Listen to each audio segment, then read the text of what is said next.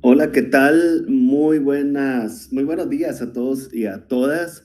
Es para mí un privilegio poder estar nuevamente con ustedes compartiendo esta clase de nuestro curso de Derecho Mercantil 1. Para mí es grato poder estar con ustedes y empezar esta semana con un nuevo tema. Habíamos estado hablando de generalidades del derecho mercantil, generalidades de eh, los comerciantes y de los temas en general que el derecho mercantil trata de abordar. Ahora bien, regresando a los temas, vimos que de los primeros temas que el derecho mercantil toca es el de las sociedades mercantiles o el de los comerciantes, mejor dicho. Y vimos que habían dos tipos de comerciantes, los comerciantes individuales y los comerciantes sociales. El resto de este curso, casi los 12 o 13 clases subsiguientes vamos a estar estudiando lo relacionado a los comerciantes sociales.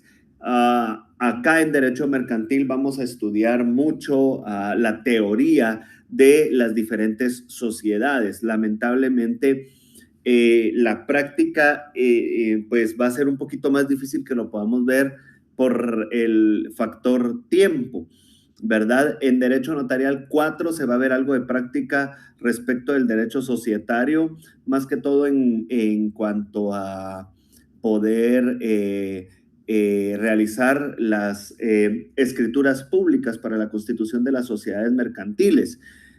Sin embargo, el trámite que se tiene que realizar ante el registro mercantil, pues va a ser un poquito más difícil que lo podamos ver precisamente por factores de tiempo. Ustedes podrán ver que en el programa de cursos no se destina un espacio específico para esto. Para poder suplir esta carencia, pues, y pues con atención de la licenciada Celeste, que ella pues administra el grupo de Telegram, ella subió unos expedientes del registro mercantil de inscripción de diferentes tipos de sociedades, ¿verdad? Para los que quieran ver cómo se forma ese expediente en el registro mercantil, allí en el chat de Telegram se subieron esos expedientes y agradezco a la licenciada Celeste por haberse tomado el tiempo de haberlos podido subir como recursos extras para ustedes. Entonces nos vamos a enfocar en la teoría para que ustedes puedan asimilar bien las diferentes características e instituciones que componen a los diferentes comerciantes sociales, ¿verdad? Y pues junto con esto, ustedes van a poder ir viendo los expedientes de inscripción de sociedades en el registro mercantil para poder tener una idea un poquito más completa y general de cómo se realiza este proceso en dicho registro. Terminando de explicar esto, entonces vamos a pasar a describir el tema del día de hoy. Como pueden ver en pantalla, estamos en nuestra semana número 4 y dentro de esta semana vamos a tener como temas a las sociedades mercantiles y vamos a ver disposiciones generales de estas sociedades. Es decir, vamos a estar estudiando cuestiones como la definición de las sociedades mercantiles, qué son las sociedades mercantiles, ¿verdad? Cómo se identifica a las sociedades mercantiles, cómo se representa a las sociedades mercantiles y vamos a ver el capital de las mismas, cómo se conforma el capital y qué es el capital de las sociedades mercantiles. De tal cuenta que debemos de cumplir el objetivo de la clase, que es que como estudiantes nos familiaricemos con los conceptos generales relacionados a la sociedad, tales como su definición, su naturaleza jurídica, su nombre, el capital, y vamos a tocar algo acerca de los derechos, deberes y prohibiciones de los socios que conforman a las distintas sociedades.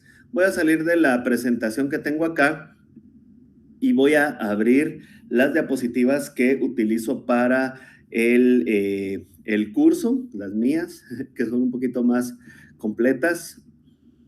Muy bien. Ahorita las comparto entonces con ustedes. Uy.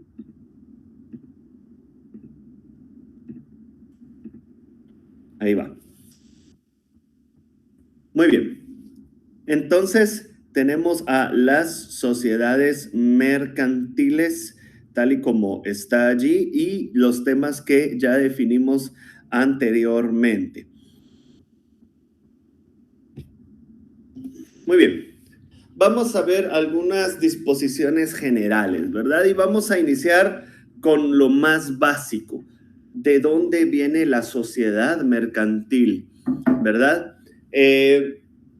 Todos sabemos que el ser humano es un ser específicamente o mayormente social, es decir, el ser humano busca la asociación con otros seres humanos para cumplir sus diversos fines y roles dentro de la sociedad. Entonces, el ser humano es un ser eminentemente social.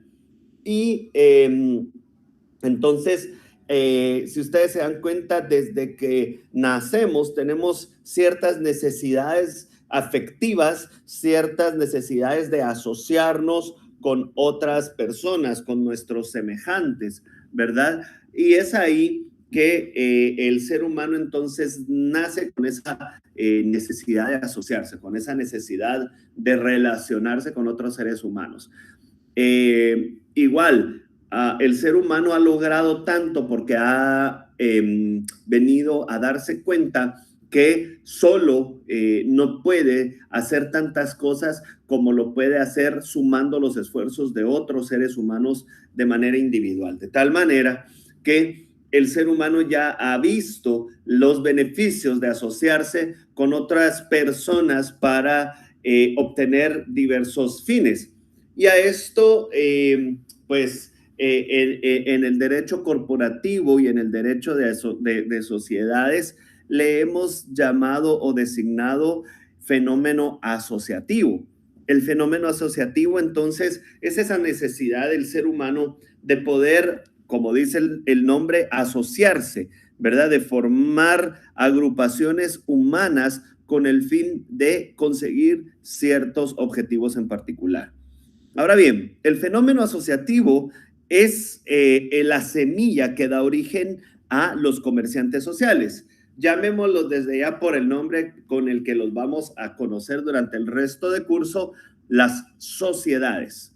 Las sociedades mercantiles son fruto de ese fenómeno asociativo, pero tenemos que tener en claro que las sociedades mercantiles no son las únicas instituciones del derecho que se forman debido al fenómeno asociativo, ¿verdad? Dependiendo de los fines que querramos obtener como sociedad o como agrupación humana, así va a ser la institución jurídica que podamos formar. Y aquí tengo 3 ejemplos: la asociación, la fundación y la sociedad, por ejemplo. Pero vamos a empezar por un ejemplo que es tal vez el más visible de todos los fenómenos asociativos en nuestra sociedad, y es el Estado. El Estado es un fenómeno asociativo, es una persona jurídica compuesta de varias personas individuales y tiene un fin en particular que, según la Constitución Política de la República de Guatemala, es proteger la vida, la integridad y procurar el bienestar social de las personas, ¿verdad?, que componen ese Estado, de esa población. Ese es el fin del Estado, y el Estado es tal vez lo más visible que tenemos como un fenómeno asociativo, ¿verdad? Es una colección inmensa de personas que se unen o nos unimos para, pues, procurar esos fines del Estado. Pero también hay otras instituciones, y en el derecho civil, derecho común, hemos podido ver varios tipos de personas jurídicas que son fruto de ese fenómeno asociativo, ¿verdad? En Derecho Civil 1, cuando ustedes estudiaron de los inicios de las personas, en los primeros artículos del Código Civil, cuando se habla de la personalidad, se habla de varias personas jurídicas que son personas o que son fruto del fenómeno asociativo. Habla de las iglesias, de las asociaciones, de las fundaciones, de las sociedades, etcétera. Ustedes ya vieron ese derecho civil y ustedes sabrán a lo que me refiero. Y entonces ustedes pueden ver que en derecho civil existen este tipo de fenómenos sociales. O sea, el fenómeno asociativo no es exclusivo del derecho mercantil. El derecho mercantil es una de las áreas del derecho que ha tomado ese fenómeno asociativo y lo ha ajustado a sus propios fines y objetivos a través de la sociedad mercantil, ¿verdad? Y así como ustedes pueden ver que en el derecho civil también hay otros fenómenos asociativos como la asociación, la fundación que están ahí, también el derecho civil prevé un fenómeno asociativo llamado sociedad. ¿Por qué es esto? Bueno, porque como les hablé anteriormente cuando hablábamos de la historia y de la relación del derecho mercantil con otras ciencias u otras ramas del derecho, podemos recordar que el derecho mercantil recoge las disposiciones y las instituciones, del derecho civil, y recordamos que casi todas esas instituciones del derecho civil fueron tomadas por el derecho mercantil y las han hecho hecho evolucionar para poder ajustarlas al derecho mercantil. Por eso es que podemos ver que hay una sociedad civil y una sociedad mercantil. Y para ajuste de cuentas, para confundirnos un poquito más, ambas tienen casi las mismas características y las mismas finalidades. El hecho de que la sociedad civil esté regulada en el Código Civil no la hace menos orientada a obtener una ganancia y un lucro. De hecho, la sociedad civil, según el Código Civil, es una conglomeración de personas que se unen para realizar una empresa determinada y dividirse las ganancias de esa empresa. Lo mismo que la sociedad mercantil. Entonces, durante años ha habido discusiones acerca de cómo poder diferenciar a las sociedades mercantiles de las sociedades civiles. Y para poder lograr este objetivo se han sentado tres criterios principales que pueden servir para poder diferenciar una sociedad de la otra. Vamos a echar un vistazo a las tres, ¿verdad? Para que ustedes tengan ese conocimiento. En primer lugar, se formó un criterio llamado criterio profesional. El criterio profesional aplicó el criterio subjetivo del derecho mercantil. Ustedes se recuerdan que hay un enfoque subjetivo del derecho mercantil y por eso estudiamos esos tres enfoques para definir al derecho mercantil. Estaba el criterio subjetivo, el objetivo y el criterio, habían cuatro, perdón, el criterio de masas, ¿verdad? Etcétera, ¿verdad? Y el criterio profesional aplica el criterio subjetivo o el enfoque subjetivo. Recordamos que el enfoque subjetivo nos decía que el derecho mercantil era el derecho de los comerciantes, ¿verdad? Y se enfocaba en las personas de los comerciantes. De esa cuenta, el criterio profesional nos dice que la sociedad va a ser mercantil cuando quienes conforman esa sociedad, o sea, las personas individuales que conforman esa sociedad y se unen, esas personas cuando son comerciantes, esas personas individuales, entonces vamos a hablar de una sociedad mercantil. Pero si una o más personas de las que conforman la sociedad no son comerciantes, entonces vamos a hablar de una sociedad civil.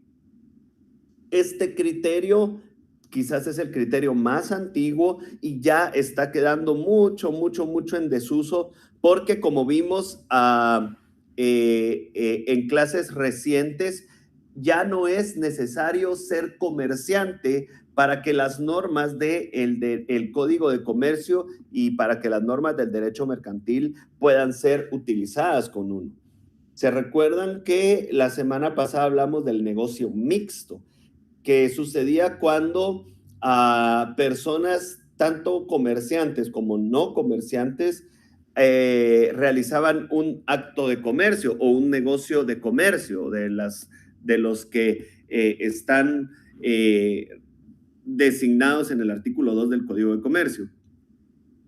Y pues el dicho código era sumamente claro cuando nos decía que cuando en una relación comercial intervinieran personas, tanto comerciantes como no comerciantes, se iba a aplicar las disposiciones del Código de Comercio. Es decir, ya no podemos decir que si las personas que forman la sociedad son comerciantes, va a ser una sociedad mercantil, porque también si no son comerciantes, pueden también formar sociedades mercantiles. Es decir, personas así que no se dedican al comercio pueden formar parte de una sociedad mercantil. En ese caso, la persona comerciante pues va a ser el comerciante social, la sociedad mercantil. Y uno que conforma la sociedad, pero no es comerciante, va a seguir teniendo ese rol de no comerciante, ¿verdad? Entonces, por eso el criterio profesional ha sido desplazado, porque ya no es indispensable que quienes formen la sociedad mercantil sean comerciantes. Cualquier persona puede formar esa sociedad mercantil. El segundo de los criterios es el criterio objetivo, que también está relacionado con el enfoque objetivo de la definición del derecho mercantil. Este criterio objetivo basa la diferenciación de la sociedad civil y la mercantil por el giro de negocios que realiza.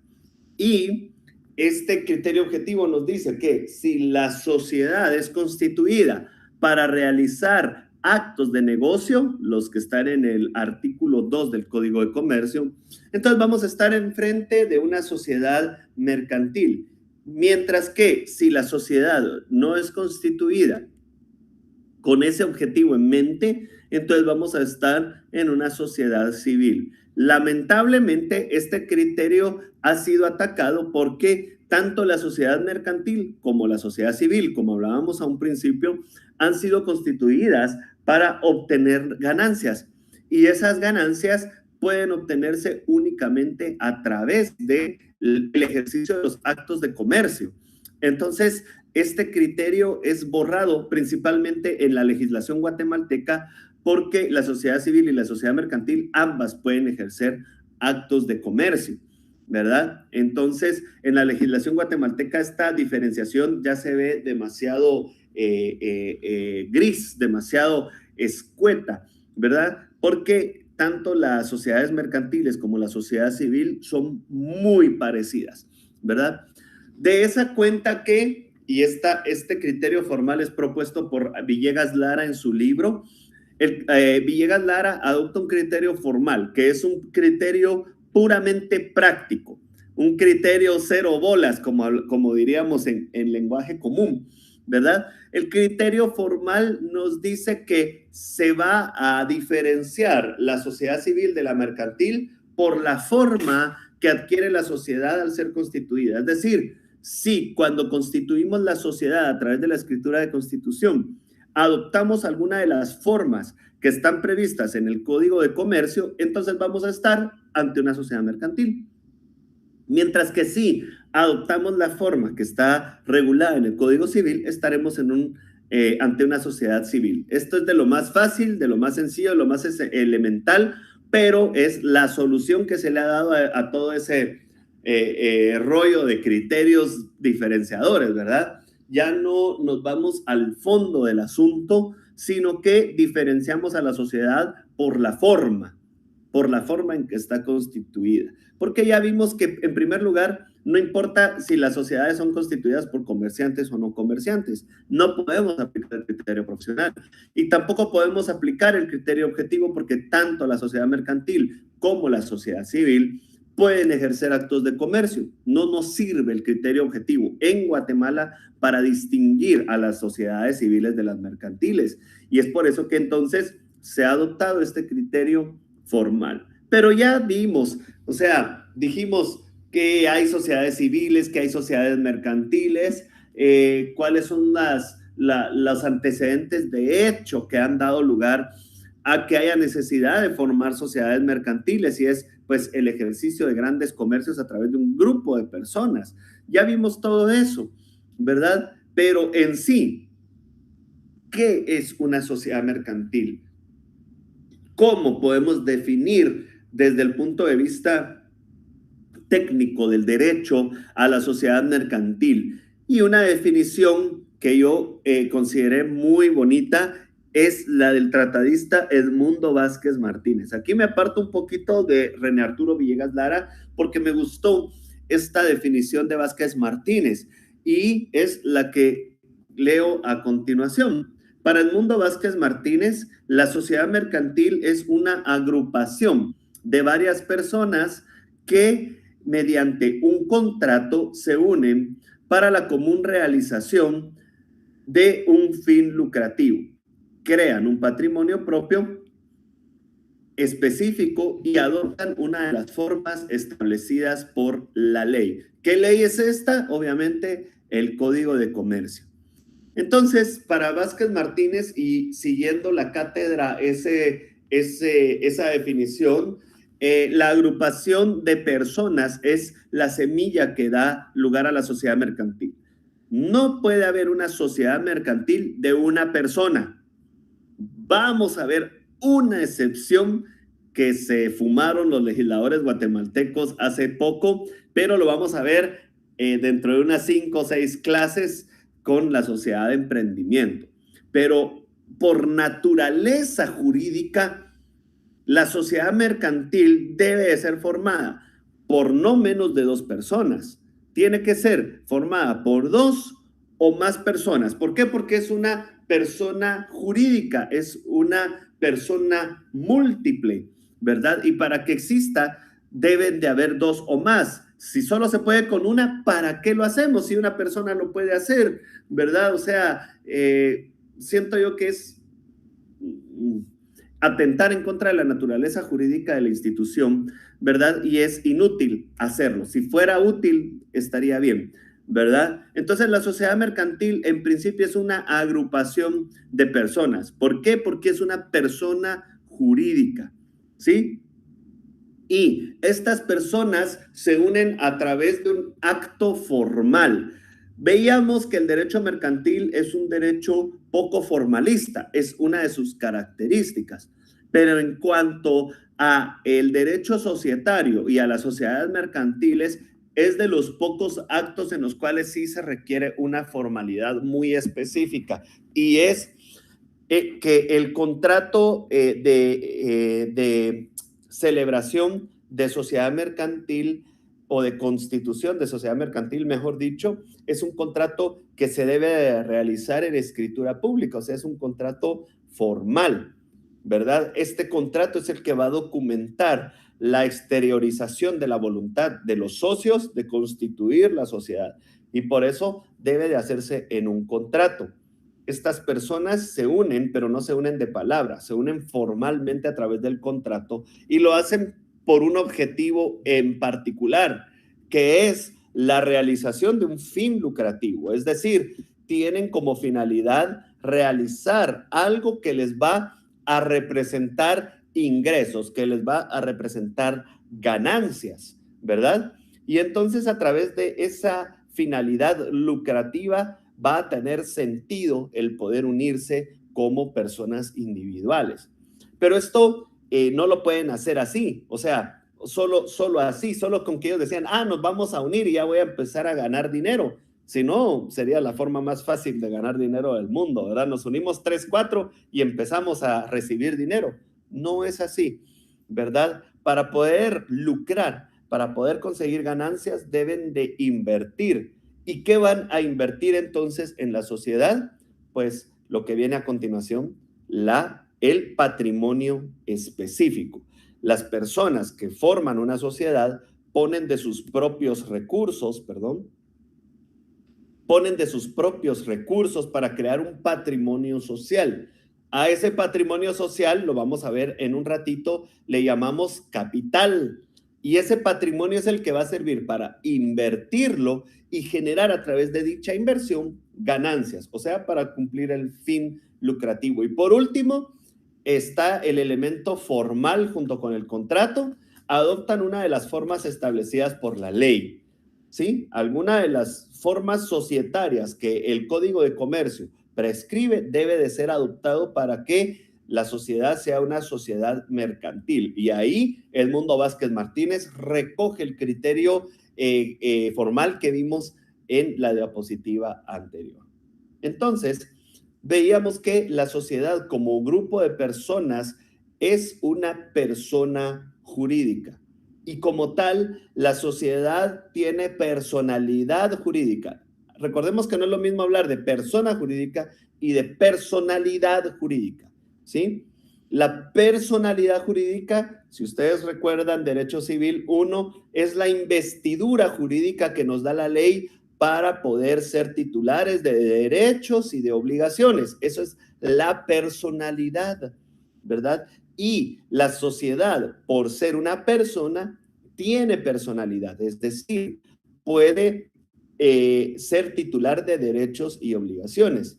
Es más, esa titularidad de derechos y obligaciones, la sociedad la tiene independientemente de la personalidad de sus miembros individuales, ¿verdad? Es decir, que la sociedad adquiere sus propios derechos y sus propias obligaciones que son totalmente independientes de la de los socios, ¿verdad? Y así nos lo dice el artículo 14 del Código de Comercio. ¿Por qué no abrimos entonces nuestro Código de Comercio y vamos a ver lo que dice para el efecto el artículo 14? Leamos el artículo 14, por favor. Abramos ese Código de Comercio y lo vamos a ir a ver, vamos a ir a subrayar, vamos a ir a hacer esas anotaciones y yo lo voy a poner en pantalla para que podamos irnos guiando. Veamos el artículo 14, por favor. Ahorita lo voy a ir a buscar yo para arriba. Muy bien. El artículo 14 nos da la base de la personalidad jurídica de la sociedad y nos dice que la sociedad mercantil constituida de acuerdo a las disposiciones de este código e inscrita en el registro mercantil tendrá personalidad jurídica propia y distinta de la de sus socios individualmente considerados. Esto es muy importante. Vamos a leer únicamente el primer párrafo. Nos dice, en primer lugar, que la sociedad mercantil debe, para poder tener personalidad jurídica, es decir, para poder ser titular de derechos y de obligaciones, debe cumplir dos requisitos: estar constituida de acuerdo a las disposiciones de este código, es decir, el Código de Comercio. Estar constituida adoptando una de las formas prescritas en el Código de Comercio que vamos a estudiar en los siguientes días. Y el segundo, por eso hay una E ahí, que es una disyuntiva, y quiere decir que los dos requisitos deben de cumplirse. No solo debe estar constituida, sino también inscrita en el registro mercantil. Esos dos requerimientos deben de cumplirse para que la sociedad tenga personalidad jurídica. Es decir, si no está inscrita en el registro mercantil, no puede ser titular de derechos o obligaciones. Y obviamente, mucho menos si no está constituida. No podemos inscribir en el registro algo que no ha sido constituido, ¿verdad? Entonces, esos dos requisitos, ¿verdad? Y algo muy importante, lo que está ahí en azul: la personalidad jurídica es propia de la sociedad y es distinta de la de los socios. Es decir, lo que los socios hagan o dejen de hacer con su vida no afecta a la sociedad. y lo que la sociedad haga o deje de hacer en el giro de sus negocios no va a afectar a los socios. Es independiente, es distinto. Ahora bien, la sociedad entonces estamos viendo que es una persona jurídica y ustedes van a recordar que en derecho civil hablábamos de que las personas tienen rasgos que nos distinguen, rasgos civiles, no físicos. Obviamente, físicamente las personas individuales, pues tenemos muchos rasgos que nos definen y nos individualizan. Pero las personas también, desde el punto de vista legal, tenemos rasgos que nos distinguen y nos individualizan de otras personas. Y ahorita estamos hablando de personas físicas, ¿verdad? El más importante de los rasgos es, por ejemplo, el nombre. El nombre a mí me define y me individualiza de otras personas, ¿verdad? Pero ese no es el único rasgo.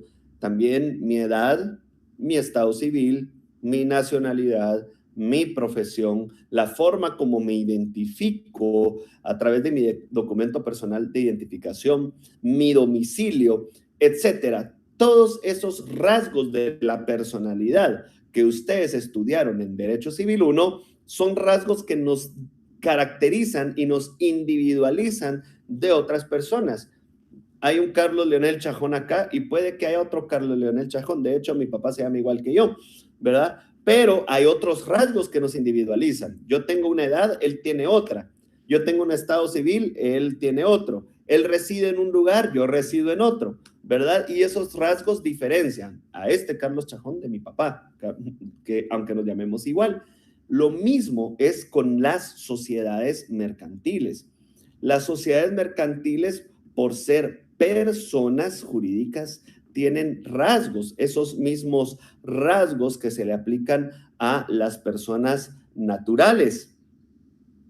Y entonces, esos atributos que tienen las personas jurídicas también se le dan a la sociedad. Van a ver ustedes que la sociedad y las personas jurídicas tienen un objeto y no todos los objetos son iguales, ¿verdad? Tienen un domicilio, es uno de sus rasgos.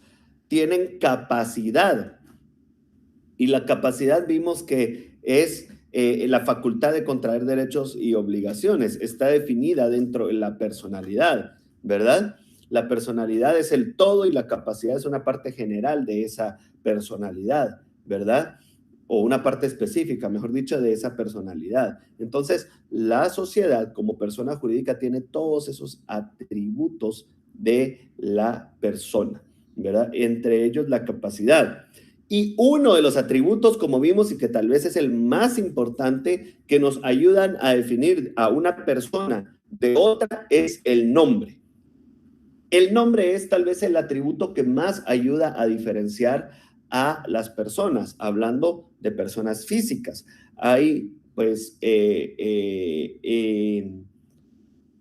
o mejor dicho, el nombre es el que nos genera identidad, ¿verdad? A mí si me llamaran José en la calle, yo ni volteo a ver porque yo no me identifico con ese nombre. Si me dijeran Manuel en la calle, menos, ¿verdad? No, o sea, mi nombre Carlos, ese me identifica y tan es así que como el Carlos es tan común, en la clase decía la maestra Carlos y como 6 volteábamos a ver porque éramos un montón, nos identificábamos con ese nombre realmente. Y la sociedad mercantil no es la excepción. La sociedad tiene su propio nombre y sobre eso vamos a venir a ver esto en la siguiente diapositiva. Ahora bien, ya vimos que las sociedades pues son personas, tienen sus atributos, tienen sus rasgos y tienen sus características. Y también las sociedades, y ahí estamos hablando de sociedades mercantiles, tienen dos grandes divisiones. Las sociedades se pueden dividir de dos maneras y así las divide la doctrina y el Código de Comercio. Ustedes vieron que hay dos características muy especiales de la sociedad. La sociedad primero es un grupo de personas, es su naturaleza jurídica, ¿verdad? La sociedad es dos o más personas, ¿verdad? Ese es uno de los elementos esenciales de la sociedad. Y otro, su capital, su patrimonio. ¿Por qué? Porque la sociedad, pueden haber 1000 personas, pero si la sociedad no tiene patrimonio, la sociedad no puede hacer nada y no puede generar ganancias. Entonces son dos rasgos muy importantes de la sociedad. Y el derecho mercantil ha separado a las sociedades dependiendo del énfasis que ese modelo societario haga, ya sea de las personas o del patrimonio, llamado capital. De allí que de esa cuenta hay dos tipos de sociedades principales, las sociedades de capital y las sociedades de personas. En las sociedades de capital se le otorga un realce especial al capital aportado, es decir, hay una regulación muy grande sobre el capital y lo que importa en estas sociedades es obtener ese capital. De esa cuenta, las sociedades de capital están diseñadas para manejar grandes sumas de capital y son las más adecuadas para realizar empresas multimillonarias, ¿verdad? Que no se pueden realizar si no hay un gran capital, ¿verdad? Entonces, en las sociedades de capital, importa ese capital, no importa las personas que la conforman. Pueden ser personas totalmente desconocidas los que aporten el capital, pero una vez ellos aporten el dinero, son socios y no importa quiénes sean, ¿verdad? Obviamente, ¿verdad? No importa mientras los fondos que provean a la sociedad vengan de fuentes lícitas. Va a importar si viene de fuentes ilícitas, si es un narco y forma una sociedad, obviamente ahí sí va a importar. Estamos hablando del ámbito normal del derecho, ¿verdad? Y entonces ahí no va a importar. Y ustedes van a ver, por ejemplo, los ejemplos más claros son esas sociedades o compañías en Estados Unidos que cotizan en la bolsa. Ustedes van a ver, y hace poco, hace como 15 días salió la noticia de que Duolingo, que es una empresa de un guatemalteco, es una empresa que acaba de entrar a cotizar a la bolsa. Cuando a uno le dicen una empresa o una sociedad está cotizando en la bolsa es porque está poniendo a la venta acciones para poder, y sobre eso vamos a venir a hablar en un ratito, para poder adquirir capital. El mercado de valores es literalmente un mercado. Ahí hay títulos de Coca-Cola, de la Pepsi, de donde sea, ¿verdad? Y uno compra eso, ¿verdad? ¿Para qué le sirve a uno comprar eso? Porque uno se convierte en accionista de esas sociedades, ¿verdad? ¿Y para qué les sirve a las sociedades vender eso? Porque a través de esas acciones que venden, ellos obtienen dinero, ¿verdad? Entonces, ahí no importa, puedo venir yo, Carlos Leonel Chajón Ramos, que no soy conocido casi en ningún lugar del mundo, ¿verdad? Y puedo comprar una acción de una empresa que es totalmente conocida, que es la Coca-Cola, tal vez de las más conocidas, o McDonald's, o Duolingo, de la que estábamos hablando hace poco. Y a ellos, ¿qué les importa quién soy yo? Lo que les importa es que compré y que puse el dinero, ¿verdad? Entonces ahí no importa quién es partícipe de la sociedad, importa el patrimonio que aporte. Esto en las sociedades de capital. Las sociedades de personas son distintas. No es que no necesiten patrimonio, no es que no necesiten capital, porque ya vimos que todas necesitan. Pero en estas sociedades de personas, estos modelos societarios, que son también los más antiguos, cronológicamente hablando, son sociedades muy cerradas. Y aquí se le da realce a las personas que las conforman. Recordemos que en un principio las sociedades se forman por la confianza que hay entre las personas que las conforman, entre los socios. Yo tengo que tener confianza con alguien para saber que esa persona no me va a traicionar y no se va a quedar con mi dinero, ¿verdad? Sino que vamos a tener la confianza, invertir juntos y repartirnos la ganancia, ¿verdad? Entonces, en un principio, las sociedades son relaciones de confianza y estas sociedades de personas también le dan ese realce a la confianza que hay entre los socios. Por lo tanto, a estas sociedades no cualquiera puede entrar. Tiene que ser conocido de los socios, tiene que tener confianza de los socios y confianza de los usuarios, ¿verdad? Generalmente o yo por lo menos soy así. Si a mí me gusta algo, si a mí me gusta el servicio que me dan en algún lugar, yo busco ese lugar. Ese lugar genera confianza. Y si a mí me gusta cómo me atiende una persona en algún lado, ¿verdad? Yo busco a esa persona para que me atienda. ¿Por qué? Porque se genera ese vínculo de confianza. En las sociedades de personas esto se ve exacerbado, ¿verdad? Y uno busca a estos negocios por la confianza que uno tiene en sus productos o en sus servicios. Y es por eso que estas sociedades de personas son tan cerradas, ¿verdad? Y tienen características que van a hacer informar al usuario que cierta persona o ciertas personas la conforman por ese vínculo de confianza que hay.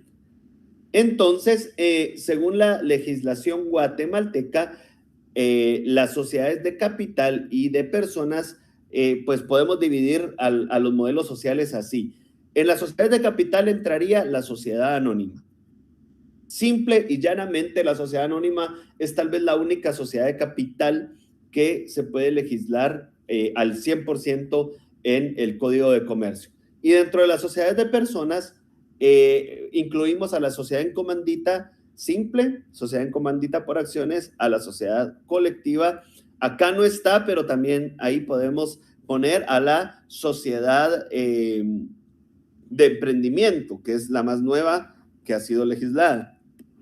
Y por último, pues tenemos a la sociedad de responsabilidad limitada. Esta sociedad, pues yo la pongo dentro de la sociedad de personas porque tiene muchas características de las sociedades de personas, pero hay algunos doctrinarios que la consideran como una sociedad mixta, una sociedad híbrida, porque también, al igual de que tiene muchas características de las sociedades de personas, también tiene muchas características de las sociedades de capital. Cuando estudiemos más a fondo a la sociedad de responsabilidad limitada, vamos a ver estos temas en particular. Entonces ya sabemos que las sociedades mercantiles se dividen en sociedades de capital, que le dan más realce al patrimonio que los socios aporten, y las sociedades de personas, que le dan más realce a la confianza que hay entre los socios, y por eso se llaman de personas. Muy bien. Ahora bien, como veníamos hablando anteriormente, las sociedades tienen rasgos que las caracterizan, ¿verdad? Tienen todos los rasgos de personalidad, tal y como una persona común y corriente, ¿verdad? Y de esa cuenta, las sociedades mercantiles tienen ese rasgo que las identifica y que es tal vez uno de los más importantes, veníamos hablando, y es el nombre. Toda sociedad tiene el derecho, y no solo el derecho, sino también la obligación de contar con un nombre que las identifique. Todas las sociedades mercantiles tienen que tener un nombre para que puedan ser identificadas unas de otras, para que puedan ser individualizadas. Ahí dice ver derecho civil, ya hablamos un poco acerca del derecho civil y de los rasgos de la personalidad. ¿Y cómo se conforma el nombre? Empecemos estudiando un poco el artículo 26 del Código de Comercio. Vamos a ir nuevamente a nuestro Código de Comercio y vamos a abrirlo en su artículo 26.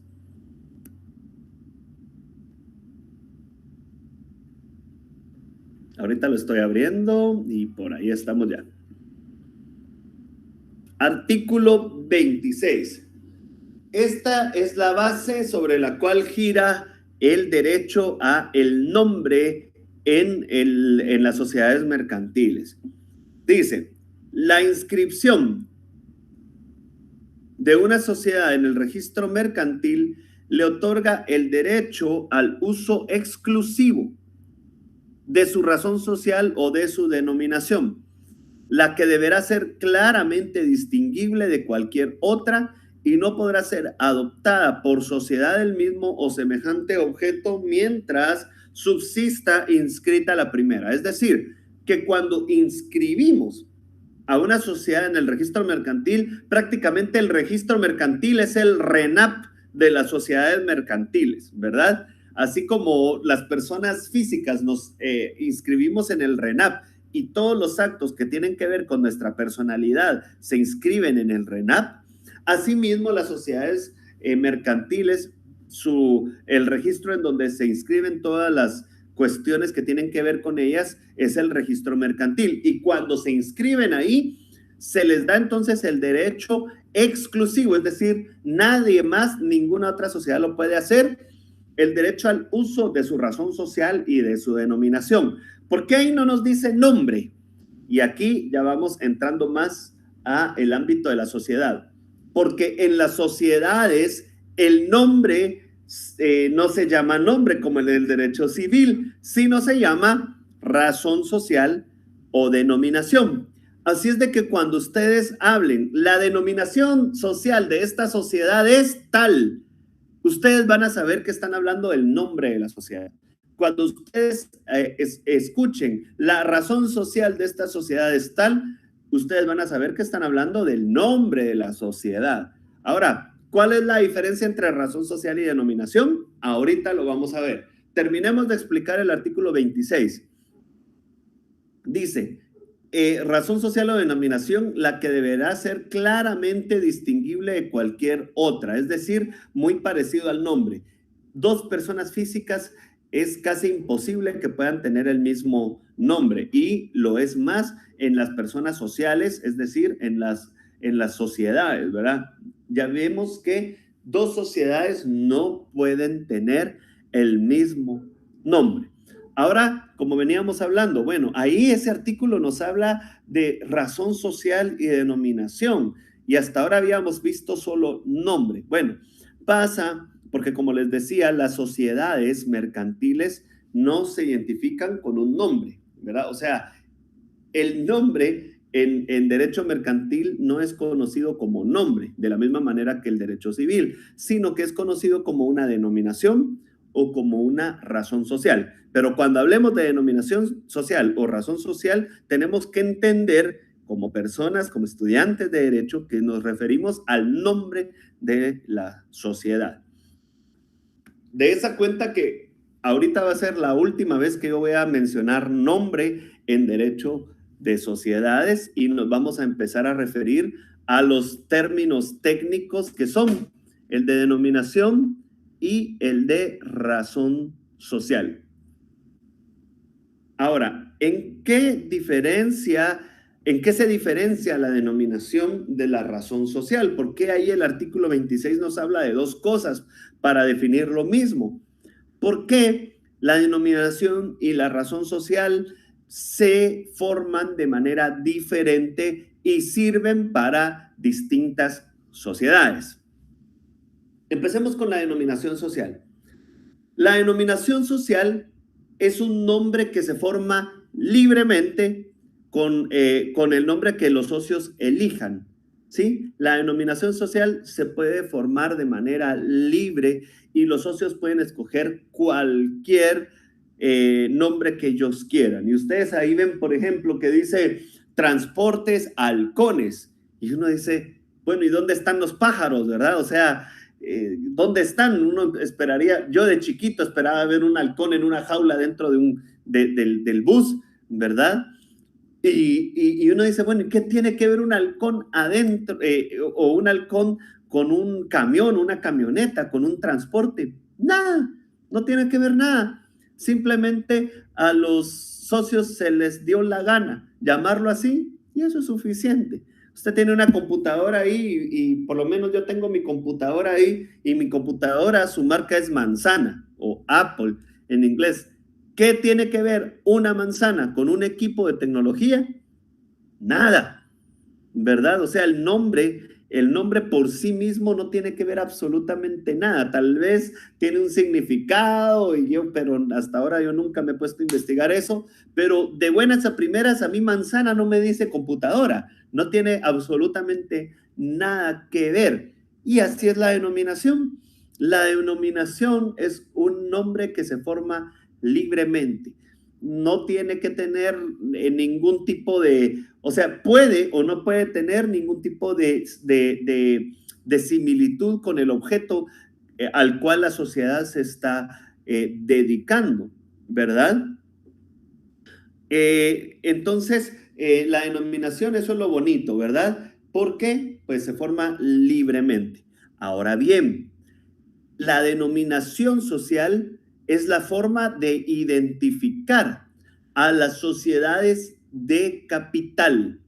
Las sociedades que le dan mayor realce al capital son identificadas a través de una denominación social. Ahora bien, la razón social se forma de manera distinta. La razón social, sí, la ley prevé formas a través de las cuales se debe de identificar, ¿verdad? Se debe de formar. La denominación no, la denominación, la ley lo deja libre, póngale el nombre que usted quiera. Si usted tiene una sociedad anónima, una sociedad de capital, le pone como usted quiera y cero bolas, no hay problema. Pero las razones sociales no. La razón social, según la ley, se forma de la siguiente manera. Dice que se forma con el nombre de uno o varios de los socios y esto va seguido por el tipo de sociedad que se está formando. Es decir, la razón social por fuerza debe de formarse por el nombre de un socio o por el nombre de varios socios. ¿Por qué? Porque la razón social se aplica a las sociedades de personas. Y como vimos, en las sociedades de personas se le da mucho realce, obviamente, y valga la redundancia, a las personas que la conforman. Entonces, para saber qué personas conforman estas sociedades, debemos de poner sus nombres, ¿sí? Sus nombres en la manera en que se van a identificar. Entonces, así los usuarios saben quiénes son los socios de esas sociedades, ¿verdad? O por lo menos el socio principal. Sucede, por ejemplo, mucho con los bancos o al principio del derecho mercantil sucedió con los bancos. ¿Por qué? Porque los bancos no nacieron bancos de la noche a la mañana. Los bancos fueron formándose porque muchas personas confiaban en una persona en particular de un pueblo y le decían, mira vos, guárdame esto, mira, hoy conseguí un dinero extra, guárdámelo. Y poco a poco esa persona pues fue adquiriendo ese renombre de que era una persona íntegra, una persona honesta, a quien uno le podía encargar que le guardara sus ahorros y que cuando uno se lo pidiera lo iba a tener, ¿verdad? Poco a poco esa persona fue creciendo, conoció a otras personas que se dedicaban a lo mismo, se unieron y formaron un banco muy primitivo, pero así fueron formándose los bancos. Y entonces uno no iba a dejarle su dinero a cualquier persona, uno buscaba al honrado del pueblo, ¿verdad? Y entonces en el banco tenía que decir el nombre del honrado del pueblo, porque si no estaba el nombre del honrado del pueblo, yo no dejo mi dinero ahí. Por eso se le da especial importancia a las personas en este tipo de sociedades. Y entonces el nombre o razón social se forma, como decimos, por el nombre de la persona o de uno de los socios o varios socios. Ustedes ven, por ejemplo, Gustavo Molina y Compañía Limitada. Los que han visto ese nombre y tienen un poquito de experiencia en eso saben a qué se dedica Gustavo Molina y Compañía Limitada. Y si usted ya compró un vehículo con él y le salió bueno, ¿verdad? Usted va a ir a buscar otro vehículo con Gustavo Molina y Compañía Limitada. Es una sociedad de personas en donde se le dio realce al nombre de Gustavo Molina porque pues me imagino que él en un principio fue el que empezó a traer carros y a conseguir esos contratos de agencia con distribuidoras de carros, y pues en él confiaban las personas que le compraban, ¿verdad? Ahora pone una venta de carros con Carlos Chajón y compañía limitada. ¿Y quién es Carlos Chajón? ¿Desde cuándo Carlos Chajón se dedica a vender carros? Nadie me iría a comprar carros solo por mi nombre, ¿verdad? Porque no me conocen. A Gustavo Molina sí lo conocen por el carro, ¿verdad? Por los carros, ¿verdad? Entonces ahí va la importancia del nombre del nombre de los socios, pues la importancia de las personas en las sociedades de personas. Y por eso la razón social, que es la que identifica a las sociedades de personas, debe llevar el nombre de uno o varios socios. Ahí sí, no se puede formar libremente. ¿Sí? No se puede formar libremente. Muy bien. Ahora bien, vemos que las sociedades son personas jurídicas, son ficciones jurídicas inmateriales, ¿verdad? A diferencia de la persona física, una persona física puede hacerlo todo por sí misma. Y entonces, si a mí me citan a un juzgado, yo voy, ¿verdad? Si yo tengo que ir a ejercer un derecho a alguna institución pública o a un juzgado, voy yo personalmente, porque pues a mí es al que se me requiere. La sociedad no lo puede hacer porque es inmaterial. No puede ir doña sociedad a un juzgado a demandar porque no existe materialmente, no existe corporalmente, no tiene un cuerpo, no se puede, no tiene boca para darse a entender por sí misma. Entonces, la sociedad mercantil, como todas las demás personas jurídicas, llamémoslos fundaciones, asociaciones, cooperativas, etcétera, iglesias, todas esas personas jurídicas que son inmateriales, también pueden hacer cumplir sus derechos y pueden cumplir sus obligaciones, solo que no lo hacen corporalmente, sino lo hacen a través de personas físicas que las representan. Y a estas personas, obviamente, les llamamos representantes legales. Decimos entonces que los representantes legales son las personas físicas que acuden en nombre de la sociedad a cumplir sus obligaciones o a ejercer sus derechos, ¿verdad? Como la sociedad no lo puede hacer solita, tiene que delegar esa representación en una persona física. Ahora bien, específicamente para los representantes de la sociedad, estos pueden ser tres: administradores, gerentes o apoderados. Estas tres personas o estos tres tipos de funcionarios sociales son los que pueden representar a la sociedad. No son los únicos funcionarios sociales, pero son los tres que la pueden representar. En primer lugar, los administradores. Los administradores son importantes en la sociedad porque ellos tienen a su cargo la dirección de la sociedad. Sobre los órganos sociales y quiénes deciden, quiénes ejecutan y todo, lo vamos a ver en la siguiente clase. Pero para empezar, podemos darles esta entradita. Los administradores sociales tienen la dirección de la sociedad, ¿verdad? Y como ellos tienen esa dirección social, ellos necesitan de la representación social para poder ejercer su función de manera plena. Si ellos no tuvieran la representación social, no pudieran dirigir a la sociedad correctamente. Los otros funcionarios son los gerentes. Los gerentes tienen a su cargo la ejecución de las decisiones que toman, ya sea los administradores o el órgano de decisión de la sociedad. Y sobre eso vamos a hablar después.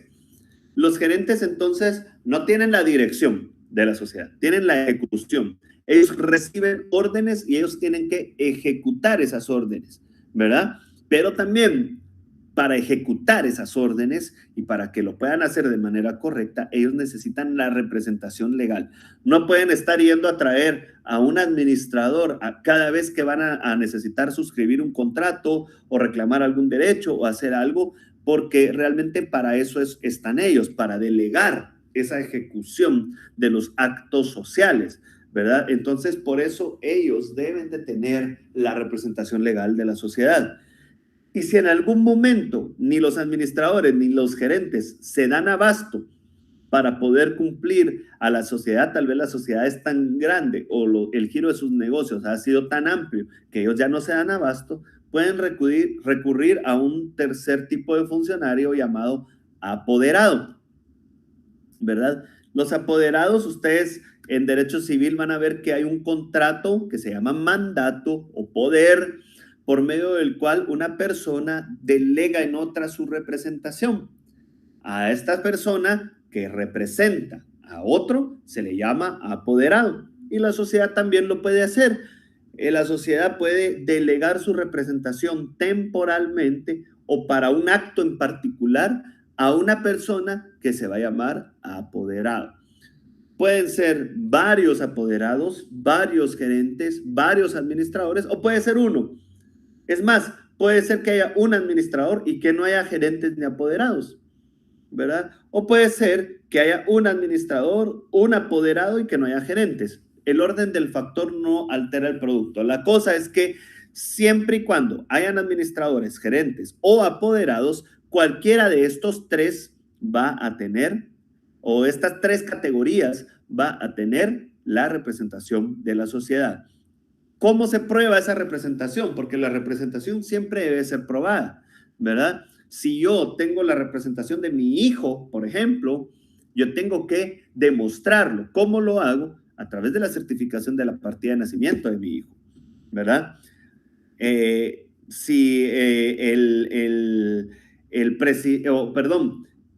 También habíamos hablado cuando hablábamos al principio de la clase del fenómeno asociativo del Estado. Aún el Estado tiene que tener un representante legal. ¿Quién representa al Estado? Pues no es el presidente, no van a decir el presidente, porque esa es pregunta de principio, de derecho. Es más, yo creo que eso lo tuvieron que haber visto en diversificado. El representante del Estado es el Procurador General de la Nación, ¿verdad? Es quien ejerce la representación del Estado, ¿verdad? Lo mismo es con la sociedad, ¿verdad? Todas las personas jurídicas tienen a un representante. Para ahondar en esto, vamos a ver los artículos 44, 47 y 48 del Código de Comercio. Abramos el Código de Comercio en sus artículos 44, 47 y 48. Muy bien. Administración, dice el artículo 44. La administración, voy a dar 5 segundos más para que lleguen a ese artículo los que lo tienen en físico y no han llegado. Ok. Administración, artículo 44. La administración de la sociedad estará a cargo de uno o varios administradores o gerentes, quienes podrán ser o no socios. Y esto es importante, por eso los puse en otro color. Y tendrán la representación judicial.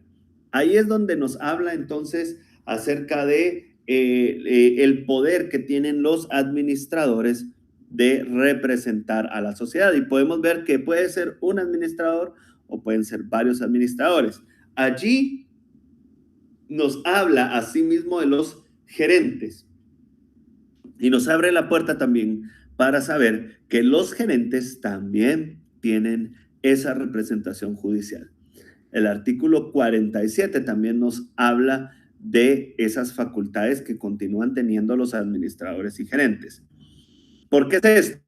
Porque aquí en el 44, si ustedes leen bien, nos habla acerca de la representación judicial, es decir, la representación que ejercen ante los órganos jurisdiccionales. Pero ¿qué pasa de la representación para firmar contratos? Porque eso no se hace ante un órgano jurisdiccional. De la representación para cumplir sus obligaciones ante otras empresas o compañías. El 44 solo habla de representación judicial, pero el 47 nos habla de esto. Dice, los administradores o gerentes tienen, por el hecho de su nombramiento, todas las facultades para representar judicialmente a la sociedad de conformidad con las disposiciones de la ley del organismo judicial. Esto nos reafirma la capacidad de los administradores y gerentes de representar en juicio a la sociedad. Pero el segundo párrafo nos dice además, tendrán además las que se requieran, o sea, las facultades, ¿verdad?, que se requieran para ejecutar los actos y celebrar los contratos que sean del giro ordinario de la sociedad. Vamos a dejar hasta ahí. Eso quiere decir que también van a tener la facultad de representar a la sociedad en todos los actos y para celebrar todos los contratos que sea necesario, ¿verdad? Entonces, ahí ese artículo amplía las facultades, no solo de lo judicial, sino de todo lo que se necesite para que la sociedad ejerza su objetivo de manera correcta.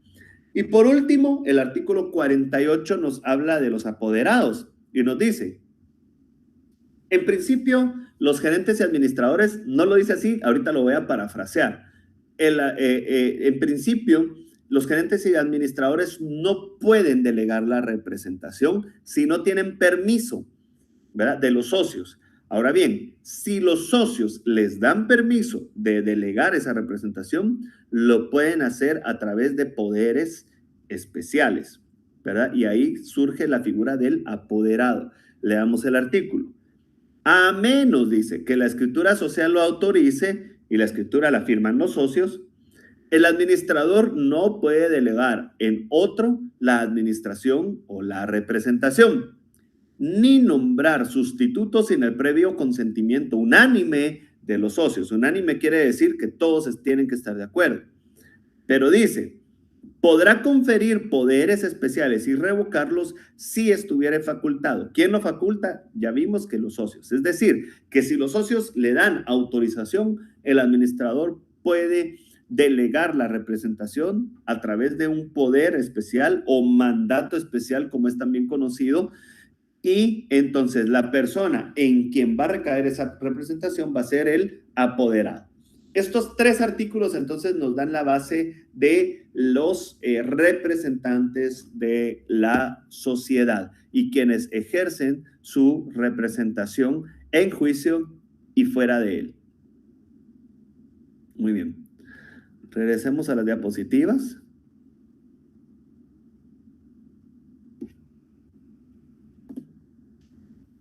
Ahora vemos el otro de los aspectos importantes de la sociedad y es el capital. Recordemos que al principio dijimos que la sociedad necesita un patrimonio para cumplir su objetivo.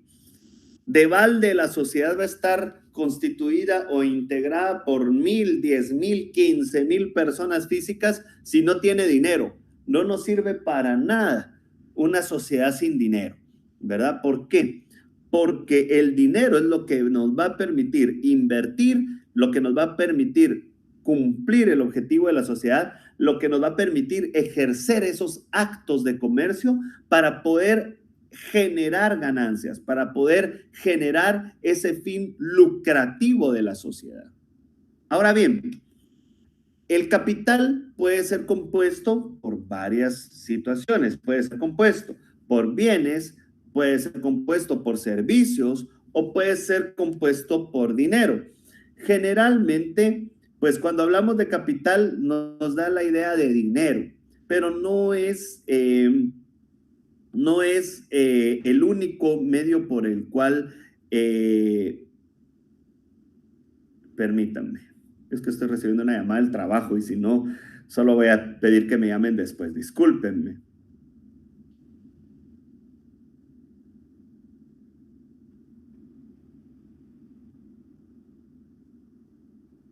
Muy bien, ya.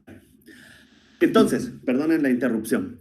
Entonces, generalmente cuando hablamos de capital, nosotros tenemos la idea de dinero, ¿verdad? Pero no es así. El capital o el patrimonio social también se puede formar a través de bienes o a través de servicios. Dependiendo del tipo de la sociedad, el capital se puede formar de dos maneras. Y es por eso que arranqué hablando de las clases de sociedad, porque la clase de sociedad nos va a definir mucho de las características que va a tener cada sociedad. Y dependiendo del tipo social, entonces así se va a formar el capital. La primera manera en que se forma o se puede formar un capital es a través de acciones. Esa es la primera manera y es de la que hablábamos hace poco cuando hablábamos de cuando las sociedades cotizan en la bolsa. Las acciones son títulos que representan una cierta participación proporcional en la sociedad. Al hablar de títulos, entonces hablamos que las acciones son documentos, ¿verdad? Documentos que van a representar o que van a darle la titularidad sobre parte de la sociedad a una persona física en particular. ¿Qué quiere decir esto entonces? Que el hecho de yo tener un título llamado acción a mí me hace poder comprobar que soy socio de una sociedad, ¿verdad? ¿Para qué sirven los títulos? Y recordemos, o vamos a ver, perdón, conforme transcurra derecho mercantil, más en el derecho mercantil 2, que las acciones no son los únicos títulos que hay muchos títulos, ¿verdad? La letra de cambio, el vale, el pagaré, el cheque, todos esos son títulos. Y tal vez el más sonado es el cheque, el que más podemos tener contacto es el cheque. Y usted ve el cheque, usted le da el cheque a quien usted quiera, ¿verdad? Tiene usted su cheque y le libra el cheque a quien usted quiera. Esa misma persona puede endosar el cheque y pasárselo a otra persona y así sucesivamente. Lo mismo es con los títulos que forman las acciones. Son documentos que van a decir, Carlos Leonel Chajón Ramos compró una acción de la sociedad, pongámosle Semaco, Sociedad Anónima, por la cantidad de 1,000 quetzales, ¿verdad? Y eso le da los derechos de socio o de accionista de la sociedad. Eso me hace a mí, Carlos Leonel Chajón Ramos, ser dueño de parte de esa sociedad llamada Semaco o Centro de Materiales de Construcción Sociedad Anónima, ¿verdad? Ahora bien, ¿cómo funcionan las acciones? Funcionan porque las acciones tienen un valor en dinero. Para yo poder adquirir una acción y para poder yo ser parte de una sociedad, yo, Carlos Leonel Chajón Ramos, debo de comprar la acción a cambio de dinero, ¿sí? Y por eso las sociedades que forman su capital con acciones se capitalizan únicamente a través de dinero, porque lo que hacen es que venden las acciones y quienes quieren formar parte de esa sociedad las compran a cambio de dinero, ¿verdad? Estas entonces forman su capital única y exclusivamente a través de dinero que logran o que obtienen a través de la venta de sus acciones, ¿verdad? Este tal vez es el sistema, uno de los sistemas más complejos, pero el sistema que mejor resultado tiene. Permítanme un momentito, solo voy a abrir la puerta de la casa porque está cerrada y soy el único que está acá y regreso en 2 minutos.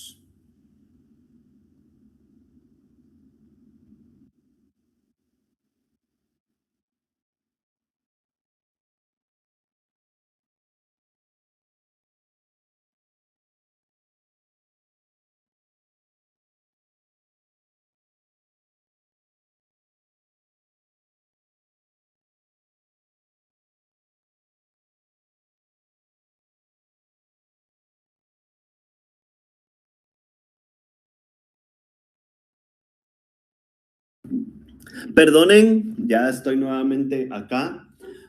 Entonces, hablábamos que las sociedades que forman su capital a través de acciones venden las acciones y así obtienen su dinero y así se capitalizan. Muy bien. La otra forma, perdón, y las sociedades que forman su capital a través de acciones son las sociedades de capital. Por eso es importante saber cuándo estamos ante una sociedad de personas y cuándo estamos a través de una sociedad. Ahora bien, la segunda forma en la que una sociedad puede constituir su capital es a través de aportaciones. Las aportaciones son prestaciones personales que realizan los socios a la sociedad. Estas prestaciones pueden ser de bienes, pueden ser de servicios o pueden ser de dinero, ¿sí? Y a través de esas aportaciones.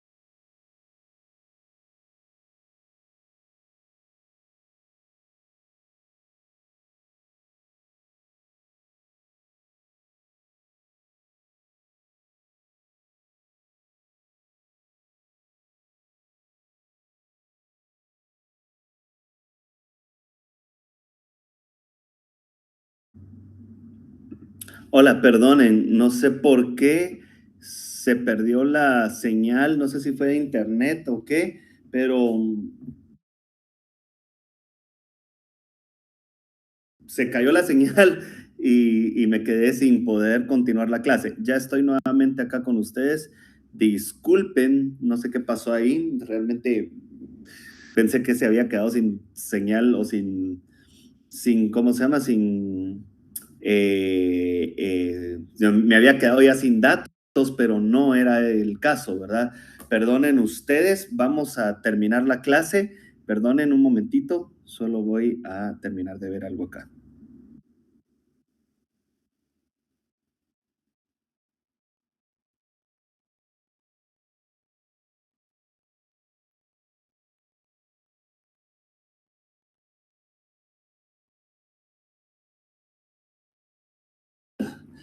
Perdonen, estamos nuevamente. Veíamos entonces la forma en que se forma el capital y hablábamos de que el capital se forma en unas sociedades a través de las acciones y en otras sociedades a través de las aportaciones. Y las aportaciones decíamos que eran bienes, servicios o dinero, ¿verdad? En las sociedades de personas, estas forman su capital a través de aportaciones. Y como aquí lo que importa no es tanto el capital, no es necesario que sea únicamente a través de dinero.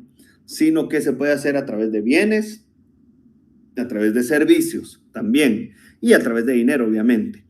Entonces, si yo como socio tengo una casa, puedo dar esa casa como parte del capital a formar. Si no tengo una casa, pero tengo vehículos, puedo dar los vehículos y si me los aceptan también. Puede ser aún que no tenga ni casa ni vehículos, pero tenga un conocimiento especial y particular sobre cierta cuestión que pueda ser importante para la sociedad, pues puedo poner al servicio de la sociedad ese conocimiento, esa industria que yo realizo. Entonces, esa es la segunda manera de formar el capital. Ahora bien, las aportaciones forman el capital de las sociedades de personas, ¿sí? Las sociedades de personas forman ese capital a través de aportaciones. Si estamos hablando de sociedades de capital, es decir, sociedad anónima, bueno, hay otras sociedades que también forman su capital a través de las acciones, pero las sociedades de capital son las que pues hacen más uso de las acciones como medio para capitalizarse, ¿sí? Cuando vayamos viendo los diferentes tipos de sociedades, ya vamos a entrar a comprender un poquito mejor lo que son las acciones, las aportaciones y el capital, ¿verdad?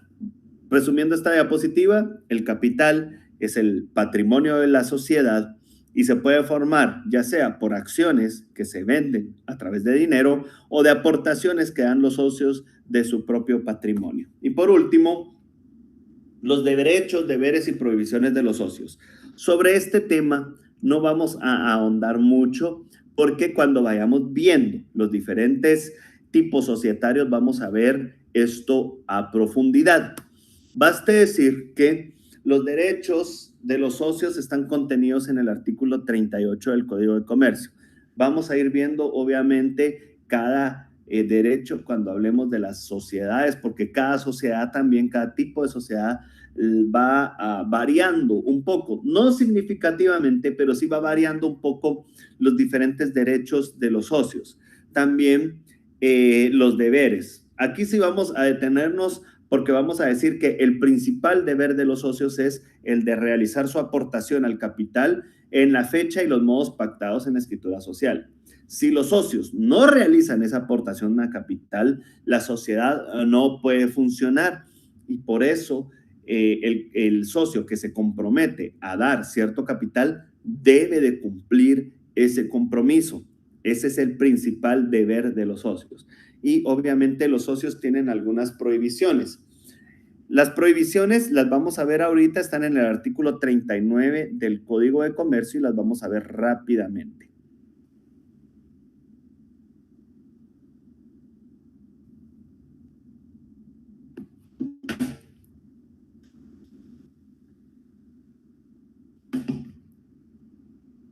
Ahí estamos entonces con el artículo 39 del Código de Comercio, que nos habla de las prohibiciones de los socios.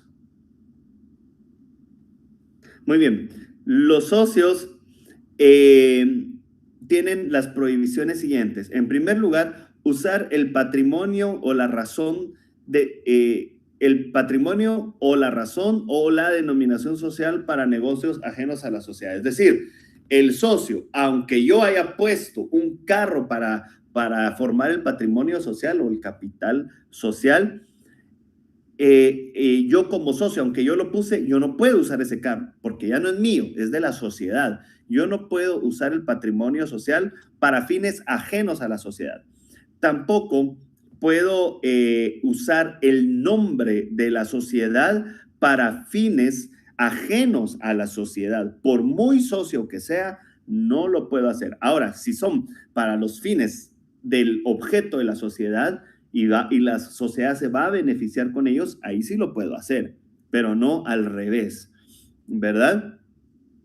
Si tuvieran calidad industriales, es decir, si yo estoy, el número 2, si yo estoy prestando un servicio, me llamo socio industrial, porque esa es mi aportación, ¿verdad? Y el socio industrial, es decir, el que presta el servicio, no puede ejercer la industria o prestar el servicio, ¿verdad?, que aporta a la sociedad, salvo en beneficio de esta. ni tampoco puede dedicarse a negociaciones que los distraigan de sus obligaciones. Es decir, que si mi aporte a la sociedad es ejercer un servicio o una industria en favor de la sociedad, yo no puedo ejercer ese servicio en favor propio o en favor de alguien más, ni puedo restarle mi tiempo que le dedico a la sociedad a hacer otra cosa.